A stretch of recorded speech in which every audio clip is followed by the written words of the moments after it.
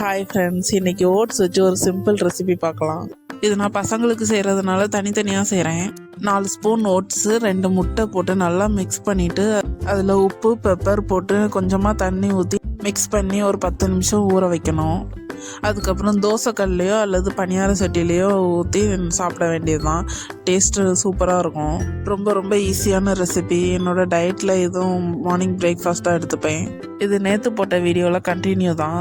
மாமியார் வீட்டில் போனால் அதுக்கு மேலேன்னு சொல்லி முடிச்சிருப்பேன். அங்கே போனால் அவங்க பிள்ளைங்களுக்கு ஒரு ரூல்ஸு, நம்மளுக்கு ஒரு ரூல்ஸு. அவங்க பிள்ளைங்க எங்கே போனாலும் ஒன்றும் சொல்ல மாட்டாங்க. ஆனால் அவங்க பையனும் மருமகளும் வெளியே போயிட்டா அவ்வளோதான். அவங்க பிள்ளைங்க 12 மணிக்கு வீட்டுக்கு வந்தாலும் ஒன்றும் சொல்ல மாட்டாங்க. ஆனால் மகனும் மருமகளும் வந்தால் ஒரு பிரளயமே நடந்துடும். அதுலேயும் மகனெல்லாம் ஒன்றும் சொல்ல மாட்டாங்க. நாங்கள் இந்தியா போனாலே ஏதாட்டி பிளான் பண்ணிட்டு தான் போவோம், எங்கேயாட்டி போகணுன்ட்டு. எங்கள் பிளானில் முதல்ல இடைஞ்சலாக இருக்கிறதே என் நாத்தனார் தான். நாத்தனார்னா என் ஹஸ்பண்டோடைய அக்கா. என்ன இடைஞ்சல் வந்தாலும் நாங்கள் ஹாப்பியாக தான் இருப்போம். நாங்கள் போகணுன்னு நினைக்கிற இடத்துக்கு போயிட்டு தான் இருப்போம். ஓகே ஃப்ரெண்ட்ஸ், அடுத்த வீடியோவில் பார்க்கலாம். பாய். சேனலை சப்ஸ்கிரைப் பண்ணி வச்சுக்கோங்க.